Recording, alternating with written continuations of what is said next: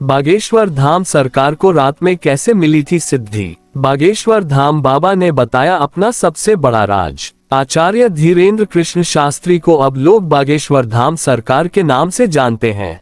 बागेश्वर महाराज का जन्म एमपी के छतरपुर जिले के गड़ा गांव में हुआ है।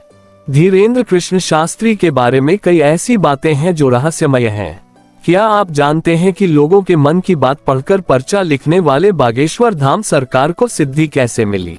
एक निजी चैनल को इंटरव्यू देते हुए बागेश्वर धाम सरकार ने अपने सिद्धि मिलने की पूरी कहानी बताई है। बागेश्वर धाम सरकार बचपन से ही बालाजी के भक्त थे। उन्होंने बताया कि दादा गुरु के कारण मुझे यह सिद्धि मिली है। बागेश्वर धाम सरकार के अनुसार उनका बचपन गरीबी में बीता।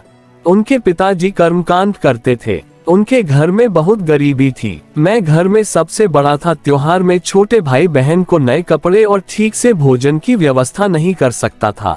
मेरे दादाजी शुरू से ही बालाजी के भक्त थे। वो बागेश्वर धाम आते थे और बालाजी की पूजा करते थे। लोग कहते थे तुम्हारे दादाजी इतने सिद्ध पुरुष हैं, तुम क्यों नहीं हो। दादाजी से मिलने लालबत्ती में लोग आते थे।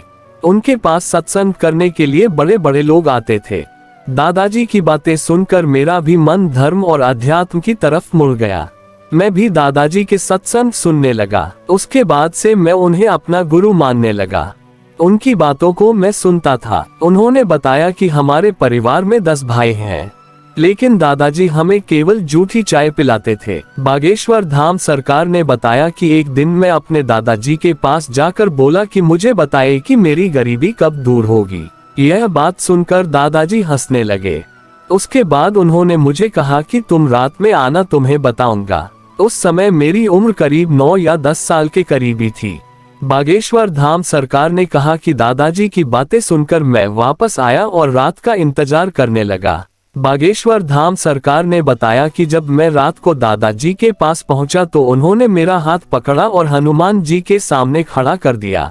थोड़ी देर बाद वो हंसे और बोले अब जाओ। उन्होंने मुझे कुछ भी नहीं बताया, लेकिन धीरे धीरे मुझे अजीब सी चीजों का आभास होने लगा था।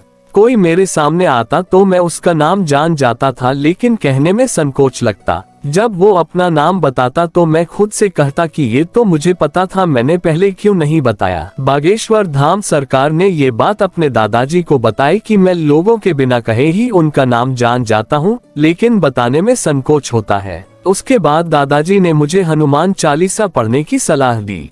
उसके बाद मैंने हनुमान चालीसा का पाठ शुरू किया। लंबी तपस्या की और हवन किए। उन्होंने बताया कि मेरा सबसे ज्यादा लगाव मेरे दादाजी से था। ये सब होने के बाद मेरा मन घर में कम लगता था। मैं बालाजी की सेवा में अपना जीवन व्यतीत करने लगा।